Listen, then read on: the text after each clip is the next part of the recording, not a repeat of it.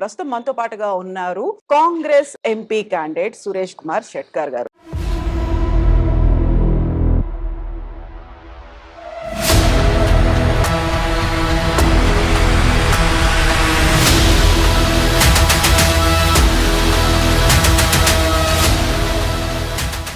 ఇప్పుడు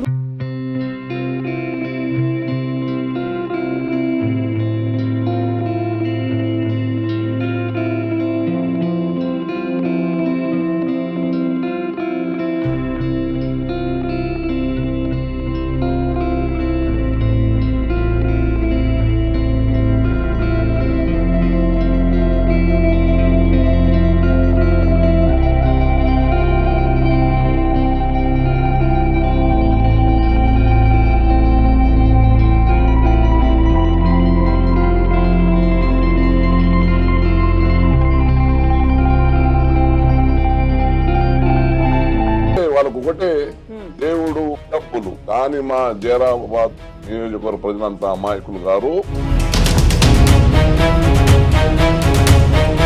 ఎన్నో కార్యక్రమాలు మేము చేసినా ఉన్నాయి. ఎన్నికలకు ముందు శ్రీరామనవమి వచ్చింది, ఆ తర్వాత హనుమాన్ జయంతి వచ్చింది. ఈ రెండు పండుగల నేపథ్యంలో జరుగుతున్నటువంటి శోభాయాత్రలు కావచ్చు, ర్యాలీలు అనేవి, వీటన్నిటిని కూడా రాజకీయంగానే వాడుకుంటున్నారు అనేటువంటి ఒక విమర్శ కూడా ఉంది. బీజేపీ వాళ్ళు ఇప్పుడే ఏదో కొత్తగా అయినట్లు ప్రజలకు చూడే ప్రయత్నం చేస్తా ఉన్నారు. అది తప్పు. బీజేపీ అబ్కి బార్ 400 పార్ అనేటువంటి ఒక నినాదంతో కూడా వచ్చింది. మొత్తం ఓవరాల్ గా దేశవ్యాప్తంగా ఎలా ఉంది, 3 తెలంగాణలో ఎలా ఉంది అనుకుంటున్నారు? 400 అని entire media is controlled by Modi. All corporate houses, ఆ వ్యాపారవేత్తలు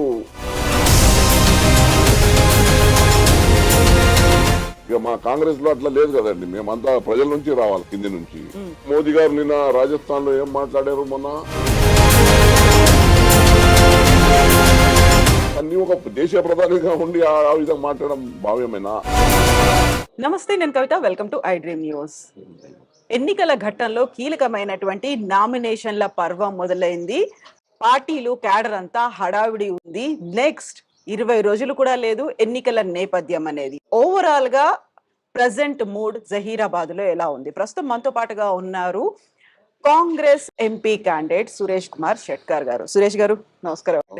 సో ఎట్లా జరుగుతుంది క్యాంపెయినింగ్? ఒక పక్కనేమో పోటాపోటీ వాతావరణం అనేది కనిపిస్తుంది, రోజు రోజుకు అది పెరుగుతోంది. ఇప్పుడేమో టైమో దగ్గర పడుతుంది, కౌంట్ డౌన్ మొదలైపోయింది. ఇప్పుడు మీరు ప్రచారానికి వెళ్తుంటే క్యాంపెయినింగ్ అనేది, లేకుంటే ప్రతిపక్షాలు చేస్తున్నటువంటి కామెంట్లు అనేవి ఎలా చూస్తున్నారు? చాలా సానుకూలంగా ఉందండి. నేను ఇక్కడ ఈ 7 నియోజకవర్గాల్లో జైరాబాద్ పార్లమెంట్ లో ఎక్కడైనా ప్రజలు సానుకూలంగా స్పందిస్తా ఉన్నారు. ముఖ్యంగా బీజేపీ అభ్యర్థి ఎవరైతే బివి పాటిల్ గారు ఉన్నారో, 2 పర్యాలు టిఆర్ఎస్ మీద ఎంపికయ్యారు. ఇప్పుడు ఒక అవకాశ రాజకీయం కోసం ఇక టిఆర్ఎస్ చెప్తే ఓటు పడై నేనేం పని చేయలేదు, మరి ఏమైనా పెడితే బీజేపీలో వెళ్తే ఆ దేవుని పేరు చెప్పుకొని ఓట్లు పడతాయి అన్న ఒక దీంతో ఆయన ఒక వ్యాపారవేత్త, ఆయన is a contractor, not a service oriented leader. మరి ఎక్కడ వెళ్ళినా అని ప్రజలు చెప్తా ఉన్నారు, బీపీ మాకు ఏం చేయలేదు, ఒక పని చేయలేదు, మాకు కనిపించలేదు. ఎక్కడ వెళ్ళినా అండి ప్రజల్లో మీరు వెళ్ళి ఇంటర్వ్యూ చేయండి. బీపీ పాటిల్ ఎప్పుడైనా కలిసాడా, ఆయన ముఖం చూసినారా, ఏమైనా అభివృద్ధి కార్యక్రమాలు తెచ్చినాడా 10 సంవత్సరాలు అంటే మీరు చూడండి. ఎక్కడ కూడా ఎవ్వరు కూడా ఒక్కడు కూడా చెప్పని స్థితి ఈరోజు బివి పాటిల్ గారు ఉన్నది. ఆయన ఒకటే నమ్ముకున్నాడు, ఆ బీజేపీ ద్వారా దేవుని పేరు చెప్పుకొని ఓట్లు పడతాయని. రెండోది వ్యాపారవేత్త, కాంట్రాక్టర్, డబ్బులు వెదజల్లి నేను ఓట్లు తెచ్చుకుంటానన్న ధీమతోని ఉన్నాడు. అంతేగాని ఆయన చేసిన గత 10 సంవత్సరాలు ఎటువంటి సేవలు లేవు.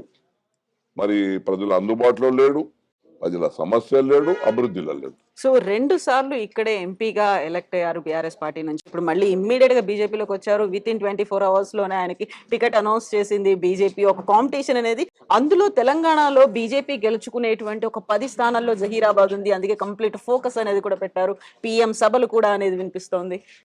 పెడతా ఉన్నారు వాళ్ళు. అదే వాళ్ళకు ఒకటే దేవుడు డబ్బులు, 2 మీదే ధీమాగా ఉన్నారు.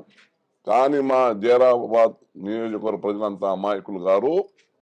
వారు అన్ని విధాలుగా చైతన్యవంతులు. నిజంగా ఈ నియోజకవర్గానికి ఎవరు అవసరం ఉంది, ఎవరు పని చేయగలుగుతారు, ఎవరు తెలంగాణ పోరాటంలో పాల్గొన్నారు, ఎవరు అభివృద్ధి కార్యక్రమాల్లో పాల్గొన్నారు.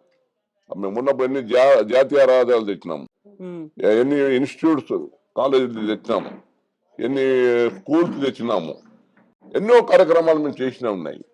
ఇండస్ట్రియల్ జోన్ చేసినాం. మేము ఎక్కడ వేసిన కొంగడు అక్కడే ఉంది. ఇప్పుడు మళ్ళీ దానికి మళ్ళీ మేము ట్రాక్ మీద పెట్టాలా. ఇవన్నీ కార్యక్రమాలు మేము అప్పుడు మొదలుపెట్టినాము. ఆ ధైర్యం మాకు ఉంది చెప్పేది. నేను చేసినాను, నాకు నోట అడిగే హక్కు నాకు ఉంది. కానీ బీవీ నీకేం హక్కు ఉంది? మరి పార్టీ మార్చినావు, ఈ రోజు మార్చి ఒక రోజు కండ వేసుకున్నావు, మరుదినమే టికెట్ తెచ్చుకున్నావు. అంటే నీది ఏది ఉన్నా నీవు ఒక వ్యాపారవేత్తవు, డబ్బు వెదజల్లి ఆ దేవుని పేరు మీద ఓటు రావాలని చూస్తున్నావు. దేవుడు అందరూ వాడు, రాముడు కూడా మావాడే. ఈ రోజు శ్రీ హనుమాన్ జయంతి. మేమంతా కుటుంబాలు మా ఇంటి పక్కకి హనుమానుడు 500 సంవత్సరాల పురాణం మా ఇంటికి తలిగే ఉంటాడు. మా హనుమంతుడు పోయి పూజలు చేసినాం. శ్రీరామనవమి కూడా పెద్ద ఎత్తున వేడుకలు మేమే చెప్తాం మా కుటుంబం తరఫున, మా నారాయణఖేడ్లో. అంటే దేవుడు రాముడు మీవాడు కాదు, అందరి వాడు. మీరు ఏదో మీవాడు చెప్పుకుంటాం కానీ ప్రజలు నమ్మే స్థితిలో లేరు. ప్రజలు అన్ని కాంగ్రెస్ పార్టీని నమ్మిన సిద్ధాంతం మతము వేరే, రాజకీయాలు వేరే. మతాలకు రాజకీయాలకు సంబంధం లేదు. ఇది ఒక సెక్యులర్ దేశము. ఇందులో మన రాజ్యాంగపరమైన అన్ని హక్కులు అన్ని మతాలకు ఇచ్చినది, స్వేచ్ఛ ఇచ్చినది. ఆ స్వేచ్ఛ అనుగుణంగా నడవాలన్నదే మా కాంగ్రెస్ సిద్ధాంతం. కానీ దానికి సమాజానికి విడగొట్టి మేము దూరం చేసే ప్రయత్నంలో వారు ఉన్నారు. మేము సమాజం కలిసి ఉండాలని మేము ఇద్దరు మధ్యనే ఉంది. దానికి ఎక్కువ ఎక్స్ప్లాయిట్ చేయడానికి ప్రయత్నం చేస్తున్నారు మతం పేరు మీద. కానీ మా ప్రజలకు అర్థమవుతా ఉంది. బీవీ పాటిల్ గారు ఎటువంటి 10 సంవత్సరాలు చేయని నాయకుడు ఇప్పుడేం చేస్తాడు.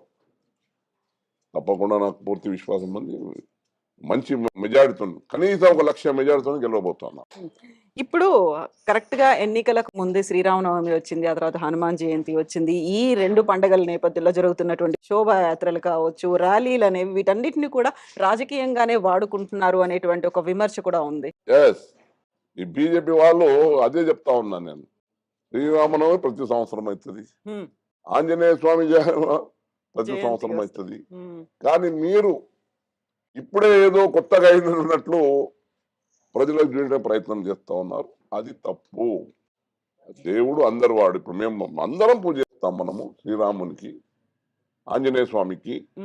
కానీ మీరే ప్రత్యేక భక్తులు, మేము భక్తులం కాదా? అది సమాజాన్ని మీరు ఈ విధంగా వాడుకోవడం చాలా బాధగా ఉంది. అది మన హిందూ సమాజానికే ఒక కలంకం. అది రాముడు ఏమన్నాడు? అందరి వాడు అన్నాడు. రాముడే చెప్పాడు, నేను అందరి వాడిని. మీరు రాముడు మీ వాడు ఒక వర్గానికి ఎట్లా చేసుకుంటారు? రాముడు అందరి వాడు. సో ఈసారి 2 సార్లు ఎంపీగా ఎలక్ట్ అయ్యారు. ఆ తర్వాత 3rd టైం బీజేపీ నుంచి కంటెస్ట్ చేస్తున్నారు.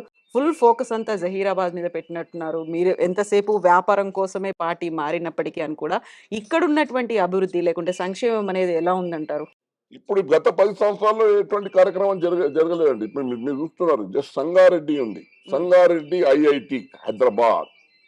అప్పుడు మేము ఎమ్మెల్యేస్ గా ఉన్నాము, మా దామోదర రాజనరసింహ మంత్రిగా ఉన్నారు. పోరాడి ఐఐటి హైదరాబాద్ సాధించినాం మేము. ఈ కళ్ళ కనిపిస్తుంది.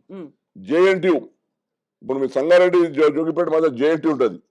500 కోట్లతో మేము జేఎన్టీయు సాధించుకున్నాం. పెద్ద క్యాంపస్, యూనివర్సిటీ క్యాంపస్ లేకపోతే ఎన్నో ఇన్స్టిట్యూట్స్. రహదారి, ఇప్పుడు మీరు రహదారి వెళ్తారు కదా. ఇప్పుడు సంగారెడ్డి, నాందేడ్, అకోలారా నేను ఎంపీగా ఉన్నప్పుడు 12లో తీసుకొచ్చి దానికి జాతీయ రహదారి చేసి 14లో టెండర్ పెట్టించే జరిగింది. ఇప్పుడు వర్క్ ఫ్లో అయింది. పెద్ద ప్రాజెక్ట్. ఈ జైరాబాద్ ఉంది, సంగారెడ్డి ఏదో పునా బాంబే హైవే 4 లేన్ కూడా అప్పుడు నా హయాంలో కంప్లీట్ చేయడం జరిగింది. అంటే ఇక ఈ విధంగా ఎన్నో కార్యక్రమాలు మేము మనం చేసిన కళ్ళకు కనిపిస్తూ ఉన్నాయి. కానీ నేను ఫలానా కార్యక్రమం తెచ్చినా అని చెప్పే ఇది లేదు. పర్టికులర్ గా తీసుకొచ్చింది మన జహీరాబాద్ లో కేంద్రీయ విద్యాలయం తెచ్చానండి నేను 14లో. ఇప్పుడు కేంద్రీయ విద్య 12 కోట్లు మంజూరై బిల్డింగ్ అవుతుంది. అంటే పార్లమెంట్ ఇప్పుడు అక్కడ పోయి అడగండి జనసంఘ మండలి జైరాబాద్ ప్రజలకు కేంద్రీయ విద్యాలయం ఎవరు తెచ్చినారు, సురేష్ షెట్కర్ గారు తెచ్చారని చెప్తారు. మరి బీపీగా మీరు ఫలానా ఒక నేను తెచ్చాను నా తరఫున ఒక జీవోతో చూపించాలి. వాటి మాటలు చెప్పుడు రాజకీయంగా వేరే. మేము కావాలంటే జీవోతోనే ప్రజలు చెప్తాం. మేము మా కాలంలో ఈ జీవో ఉండే, ఈ జీవో ప్రకారం ఇవి మంజూరు చేసినాం, ఇవి మంజూరు చేసినాము. కానీ ఆయన ఏం చెప్పలేడు, చెప్పుకోగలడు. చెప్పడానికి ఆయనకు లేదు. ఒకటే దేవుడు, డబ్బులు అన్న కాంట్రాక్టర్. ఆ పార్టీ అధికారంలో ఉంది, చేరి ఏమన్నా డబ్బులు సంపాదించుకుందామని వ్యాపారవేత్తగా ప్రయత్నం చేస్తామని ప్రజలు అట్లే అమాయకులు కాదు, అన్ని విషయాలు గ్రహిస్తారు. తప్పకుండా కాంగ్రెస్ పార్టీ కడతారని విశ్వసిస్తున్నాను. జహీరాబాద్ ఏర్పడిన తర్వాత ఇప్పుడు వస్తున్నటువంటి 4వ ఎన్నికలు ఫస్ట్ టైం మీరు ఎంపీగా ఉన్నారు. ఆ తర్వాత 2 సార్లు బీబీ పాటిల్ ఉన్నారు. ఈసారి ఓటర్లు ఎటువైపు ఉన్నారు? వాళ్ళకి చూస్తున్నటువంటి కీలకమైనటువంటి అంశం ఏంటి? నేను ఎందుకు ఓటేయాలి, ఏ పార్టీకి ఓటేయాలి, ఎవరు సరైన అభ్యర్థి అని వాళ్ళు అనుకుంటున్నారు? ఎందుకంటే కాంగ్రెస్ పార్టీ మీద వారి విశ్వాసం పెరిగింది.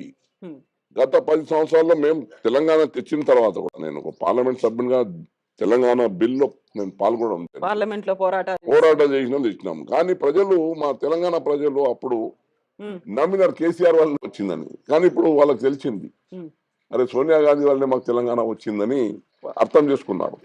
ఇప్పుడు మా రేవంత్ రెడ్డి గారి ఆధ్వర్యంలో మీరు చూస్తా ఉన్నారు 6 గ్యారెంటీలు 5 గ్యారెంటీలు మేము అమలు చేయబోతున్నాం. రేపు భవిష్యత్తులో 5 సంవత్సరాల్లో కూడా రేవంత్ రెడ్డి గారు కాంగ్రెస్ ప్రభుత్వం హయాంలో ఇవన్నీ అమలు అయితాయని ప్రజలు విశ్వసిస్తున్నారు. అంటే ఈ పార్టీకి మనం మద్దతు ఇస్తేనే మనకి ఈ కార్యక్రమాలు ఉన్నాయో 6 కార్యక్రమాలు చేయాలి. ఇంకా 5 మొదలు పెట్టినాము. రుణమాఫీ ఉంది, 2 లక్షల రుణమాఫీ 15 ఆగస్టు లోపలనే కంప్లీట్ చేస్తామని మా రేవంత్ రెడ్డి గారు ముఖ్యమంత్రి గారు చెప్తా ఉన్నారు. మరి మిగతా గిట్టుబాటు ధర వరి ఉంది 2,500 చేస్తామని చెప్పడం చేస్తామండి. అంటే ఈ దశల వారిగా ఇవన్నీ కంప్లీట్ చేసే విశ్వాసం ప్రజలు మా మీద ఉంది. ఇది కాంగ్రెస్ వాళ్ళు మాట తప్పరు, చేస్తారని. మరి కేంద్రంలో కూడా మా రాహుల్ గాంధీ గారి ఆధ్వర్యంలో ఇంకా 5 గ్యారెంటీ స్కీమ్ అమలు చేస్తాను. అది కూడా ప్రజల దగ్గర తీసుకెళ్తున్నాం. తప్పకుండా నాకు పూర్తి విశ్వాసం ఉంది. ఈ మోదీ గారు మరి ఆనాడు మోదీ గ్యారెంటీ అని టీవీలలో చెప్తున్నారు. మరి మొట్టమొదట మోదీ 2 గ్యారెంటీలు ఇచ్చాడు. ఏది? నేను ప్రతి ఖాతాలో నల్లధనము 15 లక్షలు మీ ఖాతాలో వేయిస్తాను. రెండోది ప్రతి సంవత్సరం నిరుద్యోగ యువకులకు దేశంలో 2 కోట్ల ఉద్యోగాలు ఇస్తానని. ఇప్పటి 10 సంవత్సరాలు 20 కోట్ల ఉద్యోగాలు రావాలి. మరి 20 కోట్ల ఉద్యోగాలు ఎటుపోయినాయి? మరి 15 లక్షలు ఎటుపోయినాయి? అంటే మళ్ళా మన మోదీ గ్యారెంటీ అంటే నాకు అర్థం అవ్వలేదు. మోదీ గ్యారెంటీ మీ 2 గ్యారెంటీలు ఫస్ట్ 10 సంవత్సరాల కింద ఇచ్చిన గ్యారెంటీలు ఇప్పటికీ మాకు కనిపిస్తలేవు. ఇక మిగతా గ్యారెంటీలు ఏమున్నాయో ప్రజలకి తెలుసు. గతంలో బీజేపీ ఒక నినాదంతో తెలంగాణ ఎన్నికల్లో వచ్చింది, డబుల్ ఇంజన్ సర్కార్ అనేది. రాష్ట్రంలో మా ప్రభుత్వం, తెలంగాణ కేంద్రంలో కూడా మా ప్రభుత్వం. ఇప్పుడు రాష్ట్రంలో కాంగ్రెస్ ఉంది, కేంద్రంలో కూడా వస్తుంది అనుకుంటున్నారు. ఎందుకంటే ఇక్కడ బీజేపీ అబ్కి బార్ 400 పార్ అనేటువంటి ఒక నినాదంతో కూడా వచ్చింది. మొత్తం ఓవరాల్ గా దేశవ్యాప్తంగా ఎలా ఉంది, 3 తెలంగాణలో ఎలా ఉంది అనుకుంటున్నారు? అదంతా మీడియా సృష్టి అండి. 400 అని entire media is controlled by Modi. All corporate houses, పెద్ద వ్యాపారవేత్తలదే టీవీలు. ఆ వ్యాపారవేత్తలు మొత్తం మోదీ వైపు ఉన్నారు ఈరోజు. ఆదాని అంబానీ దగ్గరికి వెళ్ళి దేశంలో ఉన్న వ్యాపారవేత్త టీవీలు ఎవరి? వ్యాపారవేత్తలు ఏం చేస్తున్నారు? రోజు అప్కి బార్ మోదీ 400 అని పెద్ద ఎత్తున అదే మాట చెవులలో వినిపిస్తా ఉన్నారు. ఇక మా కాంగ్రెస్ లో అట్లా లేదు కదండి. మేమంతా ప్రజల నుంచి రావాలి, కింది నుంచి. అందుకే మా చూస్తున్నారు ఈ ఫస్ట్ ఫేజ్ ఎన్నికల్లో బీజేపీకి అనుకూలమైన ఫలితాలు లేవని అర్థమవుతా ఉన్నది. అందుకే మోదీ గారు నిన్న రాజస్థాన్ లో ఏం మాట్లాడారు? మొన్న ఏమనుంటే కాంగ్రెస్ పార్టీకి వెళ్తే ఓన్లీ మా మైనార్టీలకే చేస్తుంది. మైనార్టీలకే కాంగ్రెస్ పార్టీ అన్ని వర్గాలకు చూసే పార్టీ. కానీ ఒక దేశ ప్రధానిగా ఉండి ఆ విధంగా మాట్లాడడం భావ్యమేనా అని నేను అడుగుతున్నా. మీరు ఒక ప్రధాని అన్నప్పుడు దేశంలో ఉన్న ప్రజలంతా నీ వాళ్ళే. కానీ ఇటువంటి మాట్లాడడం బాగా, మా కాంగ్రెస్ పార్టీ అన్ని వర్గాలకు సంబంధించింది. హిందువులకు ఉంటది, ముస్లింలు ఉంటది, క్రిస్టియన్స్ ఉంటది, సిఖాన్ సెక్యులర్ పార్టీ. మేము రాజ్యాంగం మనం తయారు చేసుకున్నాము. మన రాజ్యాంగం మనం కించపెట్టుకున్నట్టు మాట్లాడితే ఎలాగా దేశ ప్రధానిగా? అది అంటే ఈ ఫస్ట్ ఫేజ్ ఎన్నికల్లో వారికి అనుకూల ఫలితాలు కనిపిస్తలేవు, దానికి మళ్ళీ రెచ్చగొట్టడానికి వారి కార్యక్రమం చేస్తున్నారని తెలుస్తాం. సో ఇప్పుడు జహీరాబాద్ అనేది ఇప్పుడు 20 రోజులు కూడా లేవు, 13వ తారీఖు ఎలక్షన్ అంటే 11 లోపే మీకు క్యాంపెయినింగ్ కూడా కంప్లీట్ అయిపోవాలి. సో 7 నియోజకవర్గాలు ఎట్లా చుట్టి వస్తున్నారు, అక్కడ ఉన్నటువంటి పల్స్ ఎట్లుంది అనుకుంటున్నారు వాళ్ళు? చాలా బాగుందండి. ఇక్కడ మా దామోదర రాజనరసింహ గారు మంత్రి, రథసారథి ఇది ఇన్ఛార్జ్, ఆయన ఆధ్వర్యంలో అంతా మేము 7 నియోజకవర్గాలు కోఆర్డినేషన్, అందరు సీనియర్ 4 ఎమ్మెల్యేస్ ఉన్నారు. అక్కడ కామాడు షబ్బీర్ అలీ గారు ఉన్నారు. అంత టీం బాగుంది, కోఆర్డినేషన్ తోని మంచి ప్రచారం అన్ని నియోజకవర్గాల్లో జరుగుతూ ఉంది. ఇక 24 తర్వాత 26 మా రేవంత్ రెడ్డి గారు మా పెద్ద శంకరాంపేటకు వస్తున్నారు. జనజాతర సభ మీరు చూస్తారా? ఆ రోజు ప్రజల స్పందన ఏ విధంగా ఉంటది, ఎంతమంది ప్రజలు వస్తారు. ఇక 26 తర్వాత 27 నుంచి మనం మొత్తం 11 వరకు మొత్తానికి పెద్ద ఎత్తున మా కార్యక్రమాలు బూత్ స్థాయి వరకు ఓటర్ వరకు వెళ్తామని. జహీరాబాద్ కి ఫస్ట్ ఎంపీ ఇప్పటికైతే సురేష్ కుమార్ షెట్కర్ గారు మాజీ ఎంపీ. బట్ ఇప్పుడు జరగబోతున్నటువంటి ఎన్నికల్లో మీరు చెప్పినట్టుగా మెజారిటీ అనేది 1,00,000కు పైగా వస్తుంది అని. డెఫినెట్లీ అండి, మీరు చూస్తారు. ఇక చెప్తున్న ఛాలెంజ్ గా ఆ రోజు కౌంటింగ్ June 4th చూస్తారు. ఆ నమ్మకం నాకు ఉంది, ఎందుకంటే ప్రజల స్పందన ఉన్నది. ఎందుకంటే మేము గత 30-40 సంవత్సరాలు ప్రజా జీవితంలో ఉన్నాం. ఆ ప్రజల స్పందన ఉంది. అని బీవీ పాటిల్ ఏ విధంగా అయితే అనుకుంటున్నాడో ఆయన అనుకున్నట్లు లేదు. ఆ దేవుని మీద రాముడు నావాడు కాదు, రాముడు అందరి వాడని నేను చెప్తా ఉన్నాను. సేమ్ టైం నేను అభివృద్ధి చేసిన 10 సంవత్సరాలు ఏముంది, ఏం అభివృద్ధి చేసినా చూపించు బీవీ పాటిల్ గారు అంటున్నా. నేను ఏ సభా వేదిక అడుగుతున్నాను, నువ్వు చేసిన పని ఏంది, అభివృద్ధి ఏంది, ప్రజలకు ఎంతవరకు అందుబాటు ఉన్నావు, నీ కార్యక్రమాలు ఏంది చెప్పు, మేము చెప్పగలుగుతాం. తెలంగాణ కోసం పోరాడిన ఎంపీగా, తెలంగాణ బిల్లు పాస్ చేయించిన ఎంపీగా నేను సురేష్ షెట్కర్ ఉన్నాను. ఎన్నో రహదారులు తెచ్చిన ఘనత నాకు ఉంది. ఎన్నో ఇన్స్టిట్యూట్స్, పెద్ద పెద్ద ఇన్స్టిట్యూట్ తెచ్చిన ఘనత ఉంది. ఇండస్ట్రియల్ జోన్ తెచ్చిన ఘనత మాకు ఉంది. అంటే ఈ విధంగా మేము చెప్పుకోగలుగుతాం ధైర్యంగా. కానీ ఆయన ఏం చెప్పుకోని పరిస్థితి. ఆయన క్వశ్చన్ చేస్తున్నాను గట్టిగా, డిబేట్ పెట్టుకుందాం. ఆయన నేను తయారంటే ఓకే, నేను ఆయన ఏం చేసినా నేను ఏం చేసినా మన సభ వేదిక తయారు. అన్నిటికీ సిద్ధం, మన సవాళ్ళకి సిద్ధం, ఛాలెంజ్. ఎస్ అండి. సురేష్ కుమార్ గారు, థ్యాంక్ యూ సో మచ్ అండి. Best wishes to you. Thank you.